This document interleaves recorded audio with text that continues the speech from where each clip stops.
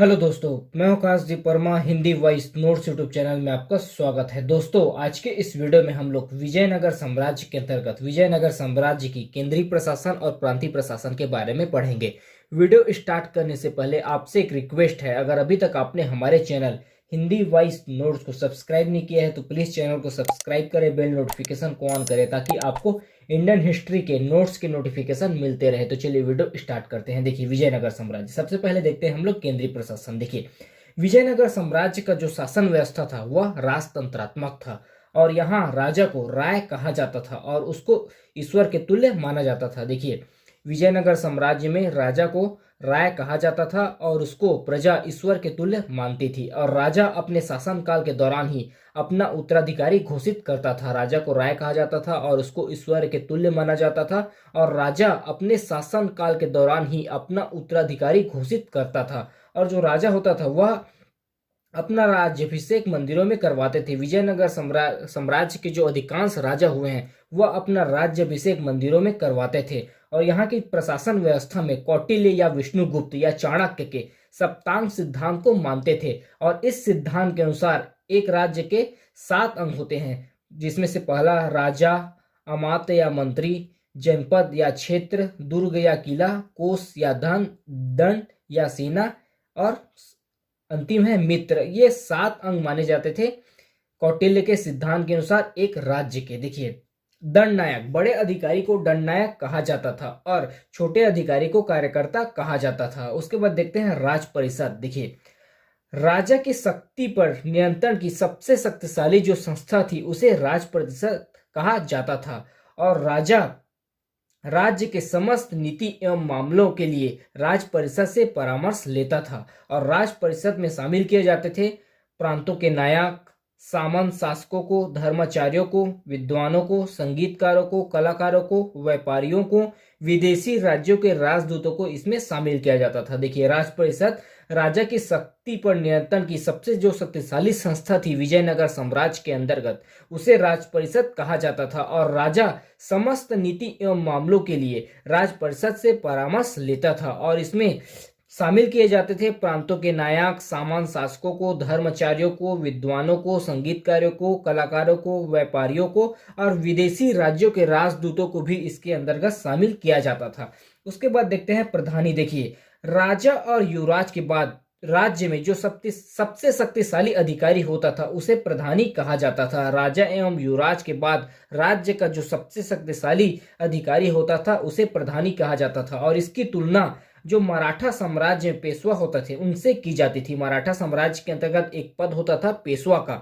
इस पेशवा पद की तुलना विजयनगर साम्राज्य के अंतर्गत प्रधानी पद से किया जाता था। उसके बाद देखते हैं हम लोग रायसम। देखिए, राजा के मौखिक आदेशों को लिपिबद्ध करता था। उसके बाद देखते हैं हम लोग नायकर प्रथा। देखिए, इस प्रथा के अंतर्गत अधिकारियों को सेवा के बदले दी जाने वाली भूमि को नायकर प्रथा कहा जाता था और जो भूमि प्रदान किया जाता था उसको अमरम कहा जाता था। देखिए, नायकर प्रथा अधिकारियों को सेवा के बदले दी जाने वाली भूमि को नायकर प्रथा कहा जाता था और इसमें जो भूमि प्रदान की जाती थी उसको अमरम कहा जाता था। उसके बाद देखते हैं आयकर व्यवस्था। देखिए, गांवों की प्रशासनिक एवं न्यायिक उत्तरदायित्व का निर्वहन के लिए गांवों की प्रशासनिक एवं न्यायिक उत्तरदायित्व का निर्वहन के लिए 12 सदस्यों का एक टीम बनाया जाता था। 12 सदस्यों का एक समिति बनाया जाता था जिसे आयकर कहा जाता था और इसको वेतन के रूप में भूमि दिया जाता था। देखिए, गांव की प्रशासनिक एवं न्यायिक व्यवस्था को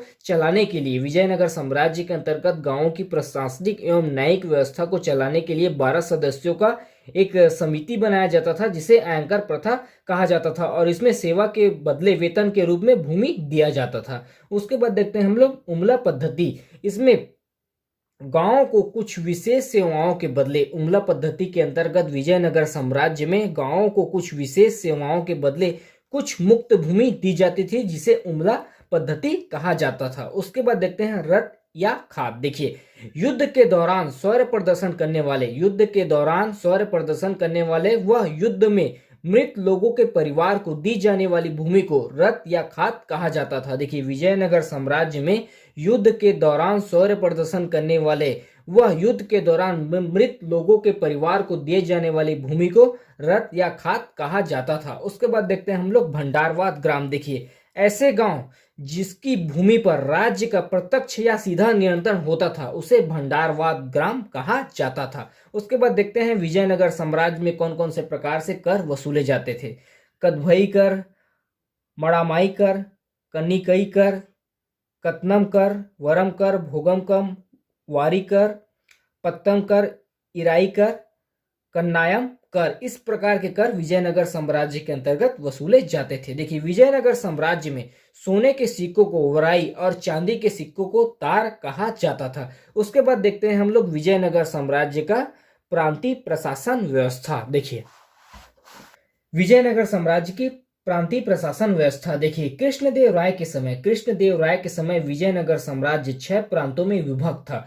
देखिए, गवर्नर केवल शाही परिवार के लोगों को बनाया जाता था। विजयनगर साम्राज्य में गवर्नर केवल शाही परिवार के लोगों को बनाया जाता था। प्रांतीय प्रशासन के अंतर्गत गवर्नर को सिक्के चलाने का अधिकार था, भूमि देने का अधिकार था। प्रांतीय प्रशासन के अंतर्गत जो सबसे छोटी इकाई थी उसे ग्राम कहा जाता था और बहुत सारे ग्राम मिलकर एक मेला ग्राम का निर्माण करते थे और बहुत सारे मेला ग्राम मिलकर एक नाडु या आज के डेट में जिसे तहसील बोला जाता था उसका निर्माण करते थे और बहुत सारे तहसील मिलकर एक कोट्टम या वलनाडु या जिसे आज के डेट में जिला कहा जाता था उसका निर्माण करते थे और बहुत सारे जिला मिलकर एक मंडल या आज के डेट में जिसे कमिश्नरी कहा जाता था उसका निर्माण करते थे और बहुत सारे मंडल मिलकर एक प्रांत बनता था। तो इस पार्ट में हम लोगों ने विजयनगर साम्राज्य का प्रांतीय प्रशासन व्यवस्था और केंद्रीय प्रशासन व्यवस्था के बारे में